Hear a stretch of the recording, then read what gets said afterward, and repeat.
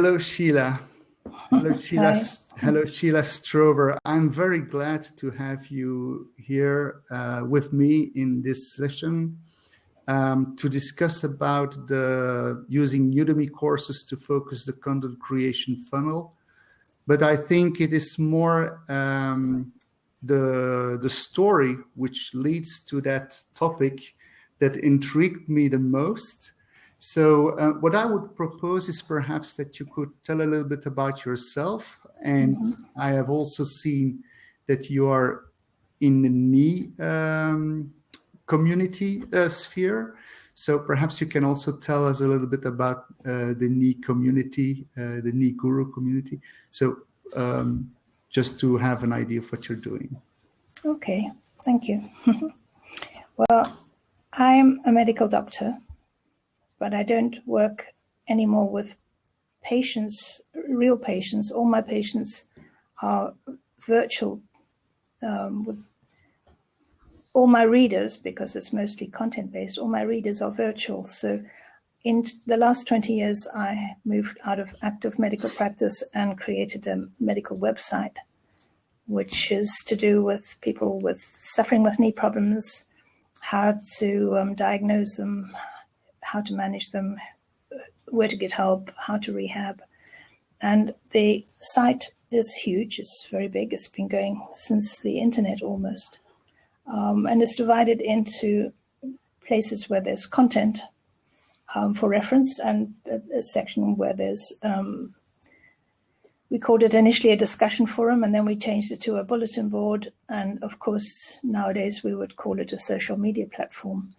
But it's the more old-fashioned type of bulletin board, the kind that you would get for tech issues. So that the bulletin board, I think, has, over the years, this particular version, which is version 3, has 37,000 registered people. They're not all active, obviously, because it's been going a very long time.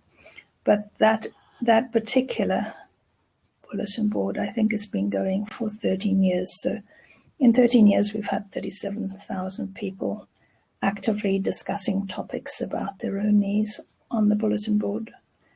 And it's divided into many sections so that if you've got a very specific problem, some people, for example, have what's called hypermobility, where they can bend their joints back. And you don't find a lot of information about that online, but there's a whole board of people just with that kind of problem, so that you can get very specific questions and very specific answers. So this is a really discussion forum where people discuss, in fact. Yeah, they're not consulting me, they're talking to one another. So they will say, I've got this problem, what did you do about yours? And then the reference content is when they say, neither of us know the answer, let's go and look in the reference content. And if there's nothing there, then that's where I'll step in and either create something myself, or I will ask an expert to write something for them to refer to. So it's not quite like people would say to me, what do you blog about? Well, I don't really think of it as blogging.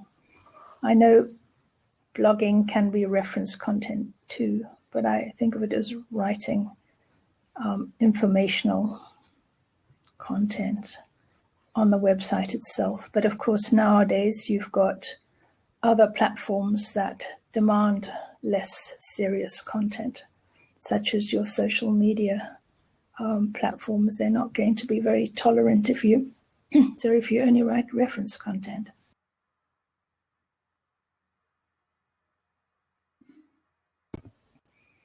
Frogs in my throat. No problem. So you were talking about that, the medical website, in fact, and but how we see Udemy in the topic line here. So, what are your experience? In fact, we have talking on social. What are the activities there? Are you also present on social, or? Well, social media came to me somewhat late. Obviously, the website preceded what was known as social media. So I knew very little about social media. I had heard of Bebo and MySpace and eventually Facebook, but I didn't really understand what it was all about. And I thought it was just a place where people chatted to one another and were rather trivial about what they did and what they said. And when I was advised by a colleague that I had to be in social media, I had no clue what social media offered in relation to what I was doing. But I followed the advice and I opened a Twitter account and I opened a Facebook account and I opened a Pinterest account and Google Plus account. And I put stuff in, and it was without any kind of strategy. I would just see an article about runners having knee problems. So I'd write a little piece about runner's knee, and I would go and find a link and I'd put it in, and it would get lost. One or two comments would come back, and I often thought, I don't know why I'm doing this. And then I made quite a big error, I think. Well, it seemed wrong at the time to put on the website links to these social media things to try and make them busier.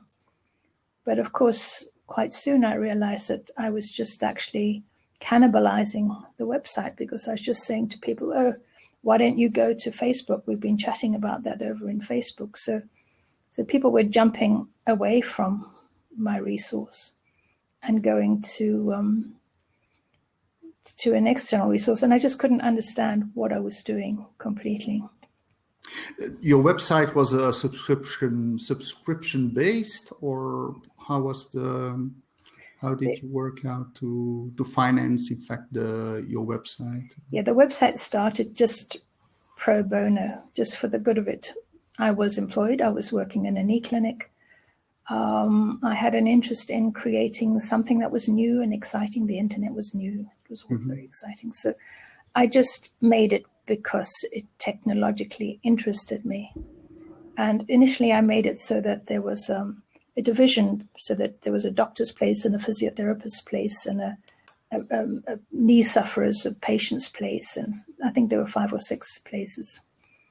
And what I found was that only the patients were really interested in this.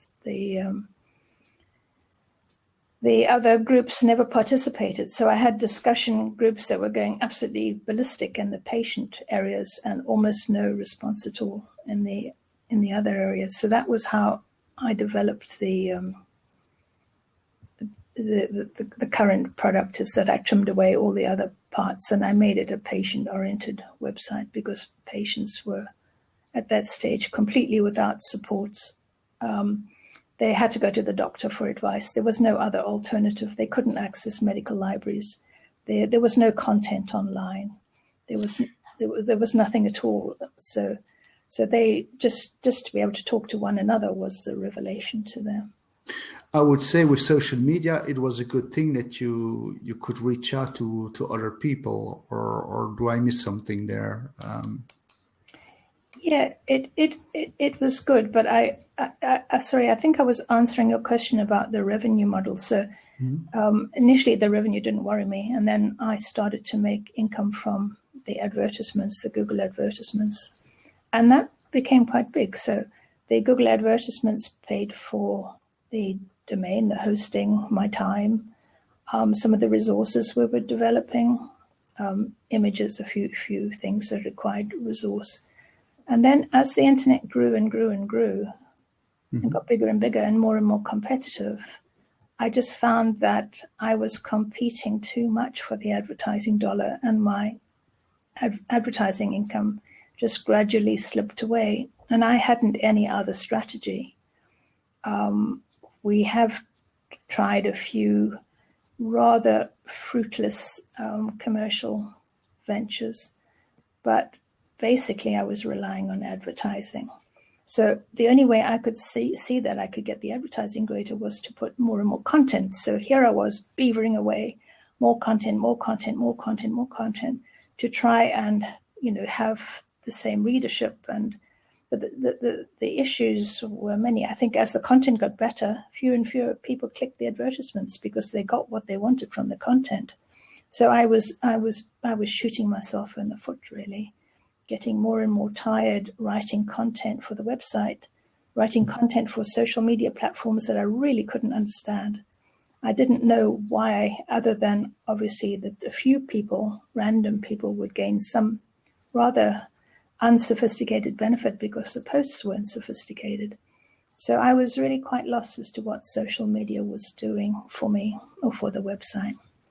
So you had also traffic going from your website to the social media channels, and if I understand well. Yeah, I suppose some was feeding from the social media to the website, but I wasn't measuring. There were no metrics. I wouldn't have even known how to measure from metrics. But I think I was probably cannibalizing. I know certainly that several quite strong discussion groups broke away onto Facebook, onto pages that I had created. And I wasn't using any strategic effort to bring them back to the website. So if I wrote a new powerful piece, it was just getting lost on the website, and the group was somewhere else. Mm. And how came your, because at a certain moment you had, there's something that changed. Huh? What changed your view with regarding to social? Because obviously you had a lot of workload. You were working very, very hard. And okay, what happened then, in fact? Well, as part of the workload, I created a lot of courses because I like in-depth knowledge. I'm not a trivial person. I like to know something well. So I worked with several expert surgeons and created several courses that were on the website that had, 12 sections and a lot of resource and references, and they were very well accepted, but they took a huge amount of my time with absolutely no return other than thank you letters from people who had been to them. And the first inkling I had that I was going or using up my energy. I wouldn't say anything was wasted, but using up the energy that I had was that Krishna Day on Google Plus on a Hangout talked about Thinkific, which was the first time I had really seen an online course that I could be an instructor and create the course myself. So that was the introduction to it. I had seen lots of DVD type stuff from Brian Tracy and big names, but I didn't think that I could ever break into that kind of arena. So I looked at Thinkific and it seemed a little complex and I didn't go any further. And then I had an email from, I think, Scott Scowcroft on Google Plus who said, why don't you join the community that Mark Timberlake runs, which is focused very heavily on online courses via the platform called Udemy. So that was the beginning. I went over there, and for the first time in a very long time online, I no longer felt alone, because I had felt very much a medical pioneer of online professional educating type platforms for the non-medical reader. But this was the first time I felt that I myself was part of a community of people wanting to use online platforms to teach. So that was a coming home, really. So that was how I got involved in Udemy. So I went and created 2 courses. I'm on my 3rd. And I now also have started on the other platform that I mentioned earlier, called Fedora. So to get to the next part of your title here, the content creation funnel, on this platform of Mark Timberlake's, where he was talking about the course creation platform called Udemy, he kept referring to the marketing funnel. And of course, I'm a medic. I know I have some business background, but a marketing funnel seemed a rather obscene thing to me. It seemed like people were being pushed down this route, and you use all sorts of nasty tricks to get them to buy your product. So I never really looked at marketing funnels before, but slowly I appreciated what he was saying And it, in my mind, linked or he linked it for me, really, the social media that I was lost in to the high quality Udemy paying courses that could bring in revenue that I absolutely loved. And what he was identifying was that every little step on this funnel must link to the next step. If you don't link it, you've just lost it. So when you and I like to turn the funnel upside down. So if I had a course, for example, on the knee meniscus, which I have, that's where I spent, 30 days working really, really hard, building the course, building the content. But to encourage the right kind of people to come to that course, I then needed a level of content that I was creating anyway, to a large extent. But I wasn't saying, why don't you go to my Udemy course? So at that level of his funnel, which he calls the D of his AIDA acronym for the funnel. Yeah. D for desire. A for action would be taking the Udemy course, but the D for desire was things like running a webinar and telling people in the webinar about the value that they could get from the course, maybe offering them a reduced price or bundling it with something else. Or it would be an ebook about the meniscus where they could get a discount off Amazon, or they could get a PDF. So a second stage before the paid course, where something was free, high value, but always linked directly to the end of the funnel, to the Udemy course. So that linked up something that I had been doing and I just gave everything away. It didn't, I didn't link it to anything that had a $sign at the end of it. And then the next step, and Tim Cooper calls them breadcrumb trails, but the next step was that, so there's the desire content of webinars and videos and ebooks and PDFs that take people to the Udemy course. But to get them to that level, I would use the high quality stuff on the website. So articles, courses that already existed there, doing a review maybe of a book review or something like that. But in that, at the moment, I would have just had the page as a standalone piece of content, like what is a meniscus transplant and is it right for you would be a big page thing. But at the end of it, that was the end. It was just finished. And now I would know to go and say, and if you're interested, we're having a webinar on Thursday, or if you click this button, you can get the ebook. And at that point, actually, if possible, getting them to sign up to the newsletter so that you could keep in touch with them and tell them about forthcoming things.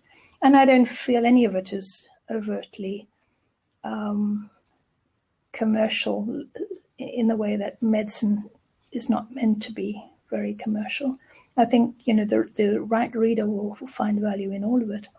So then the final link up, adults arrived.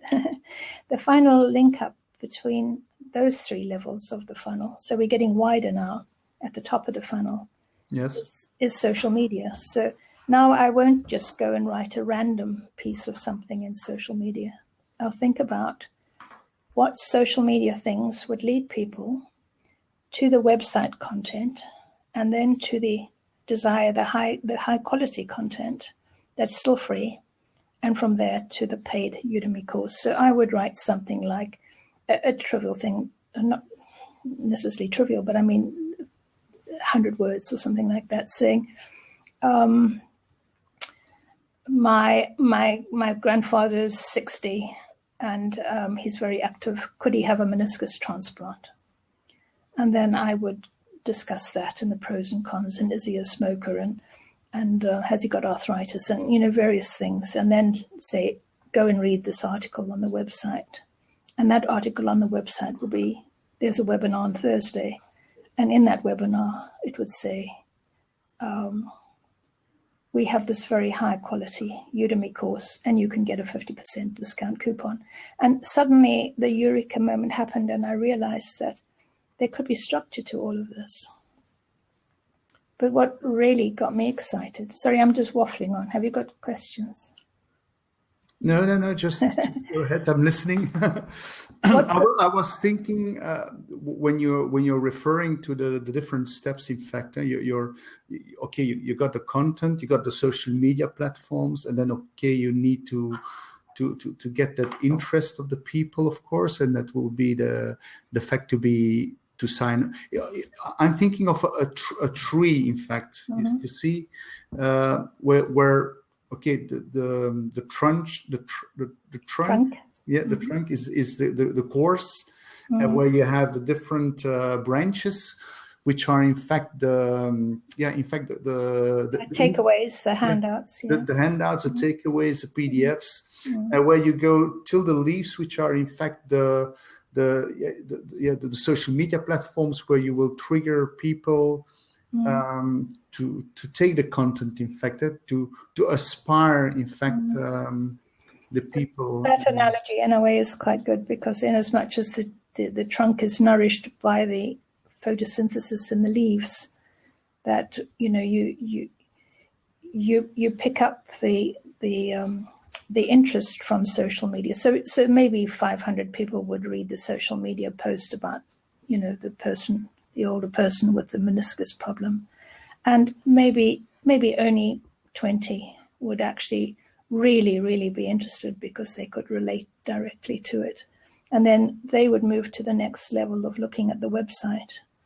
And then maybe they would get all they needed from that article and they wouldn't want any more. But so we might be down to 3 people. And the 3 people would look at the webinar, attend the webinar and get quite excited. But only one of them would think that he was prepared to pay $20 to go and attend the course.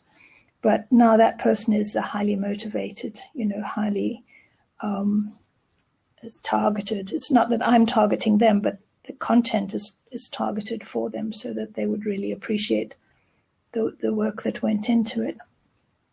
But what I got most excited about was that I realized that I don't have to work this way anymore. Because I'm tired. I've been at it 20 years. I've written so many millions of words over these years, and you get tired of it. I'm interested now in small minutiae of anatomy and little details of surgical procedures, and I don't want to write stuff that is very simplistic to me. But what I thought I could do, having learnt about virtual assistants and Upwork and Odesk and Elance, is that there are medical writers on Upwork who are usually lady doctors who've fallen out of active practice, perhaps because they've had an illness or they're wanting to earn some extra money or they've left because they have children. But they've got a huge amount of knowledge and they're prepared to work as a medical writer. So I could ask them to take the course as their model. So I don't have to go and say, go and look for material and come back to me with some ideas, because that's dangerous. Then I would have to read everything to make sure it was correct. But they could start with the course that I'd written. And from it, they could develop 10 ideas that they could then write a long article about. And it would be based on, the knowledge that I have and the references that I put there, so that they could then write the second level, the website level, which is the I of AIDA. They could write the articles there. You would be the source, in fact. You would provide the source. I would be like the roots coming under the trunk, yeah. Okay. And because I've got so much knowledge, not only knowledge about the actual medical situations, but I've got a lot of knowledge about the medical profession, the way the profession works, patients' pain, how to make a video, how to write, how to run a Drupal site, lots and lots of knowledge. So what I would then hopefully do, and it's only being structured now, is build all the resources that those people need. So a library of images so that they don't have to go and start finding images, and I don't have to worry about copyright infringement because they've snatched an image somewhere. So I'll say, this is our library. We own it. We've drawn it all. And I already have hundreds of images there. And then I like the application called Relay that creates social media type images, and say, there's a library there as well. It's got all the portraits of everybody who are going to talk at any webinar or anything else. It's got images and other resources in there. So you can only use that. If you want to step outside, you need to come back to me. But then those are high value people. But then I can also go to Odesk, Upwork, and I can look for ordinary bloggers who are not medical, who are going to appeal, their writing will appeal to standard non-medical people. They won't use big words, they won't frighten them. But their social media posts must be based on the articles that the medical writers have written. And again, with the resources that have been prepared for them. So that my role then would be a supervisory one to see what the lay writers or the blog writers have written, and just say, no, you got the concept wrong there. This image is upside down. There are a few things like that. Or even the medical writers could supervise that and create a really easy flow so that I can just really focus on the high quality thing. I've been doing really boring, stupid things I correct every spelling mistake myself. I write every word myself. I was drawing every image myself. And it's such a waste of my own knowledge to do that. Well, I think it's never waste if you end up with the right procedure. If I understand your story, you started. You have a great community today with a lot of visitors and community members at NI. Okay, you have also the social media platforms. Perhaps the idea in the beginning was perhaps not right, but in fact you have all set up. You have the channels, they are available, they are there. You are on Pinterest, you are on Facebook. And okay, now you have that aha moment with Udemy, where you say, okay, this is really where the action needs to take place, is that the people need to end up to the courses, and where you are now reversing, in fact, the workload. That's a little bit the impression that I have. That you say, okay, now I'm going to invest my time in the courses and organize it in such a way that the content that you create is also available for other workload when you're working with VAs and other people in order to create additional content. I see you more as a dirigent in an orchestra. As a conductor, you mean in English? A conductor, yes. Well, watch the space, because it's not all there. The parts are not all there, but they're coming together now. Well, you have been referring to the content creation funnel, and it's like you said, breadcrumbs. So when you say that, I think of a navigation system in a website. So is it like that you mean? It's really a trail that you're setting out then? Yeah, the original story of the breadcrumb trail, I think, was probably Hansel and Gretel. And Hansel and Gretel's father married somebody who was a typical bad stepmother. And she sent him out into the woods with the children with a sandwich each. And then she told him to lose them in the woods. But Hansel made a breadcrumb trail of his sandwich so that he could get back home. But unfortunately, the birds ate all the breadcrumbs, and he and his sister got caught by the Wicked Witch, and well, they survived in the end. They killed the Wicked Witch, and they managed to find their father, and the stepmother had very conveniently died, so that was okay. But the breadcrumb trail is just that once the trail is laid here, the medical writers shouldn't have to ring me every day to say, how do I do this? I don't understand that, because it should all be clear. They will get free access to all the courses. they will get access to all the references and the resources attached to the courses. And all they'll have to do is to come and clarify a small point. And then they will be able to supervise the lay writers. And then I hope that on top of the whole thing, if it produces sufficient revenue to pay these people, there will be a social media guru. Somebody who's really good at Hootsuite, who really understands metrics, who will plan the schedule of social media posts and measure them, so that we can then focus our efforts a little bit better. And the whole thing will become more interesting to everybody. Yeah.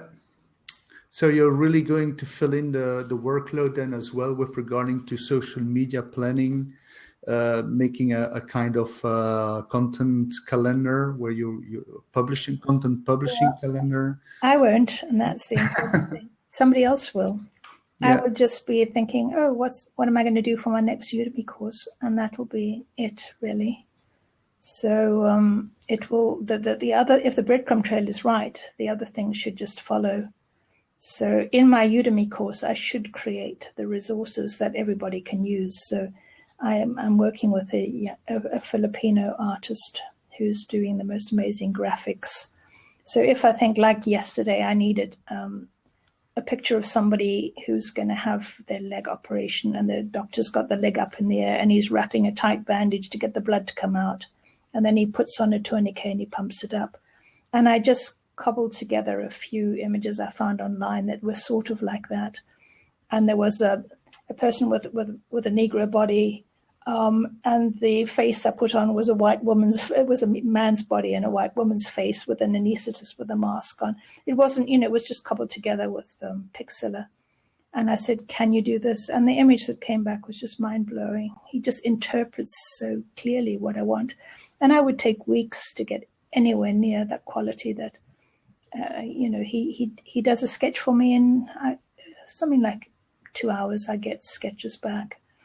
And I just say little things like, hey, the man who was wrapping the leg had a shirt and a tie on. And I said, he wouldn't. He would have an operating gown on. So he just changes that. And then he creates a JPEG, a PNG, an SVG for Sparkle, and a low-res, medium-res, high-res.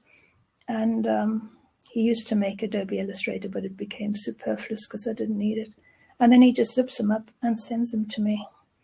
So these people who will be doing the rest of the writing won't have to worry, where's that image, in whose drive is it, how do I get hold of it, because they will have access to a copy of, nobody will have access to the library, they'll have a copy of everything. So they will just get a medium resolution PNG. Yes. And that's all they'll need. And I will have the SVGs, which I use for Sparkle to make the Udemy courses. So I think it's going to work really nicely. And I'm excited.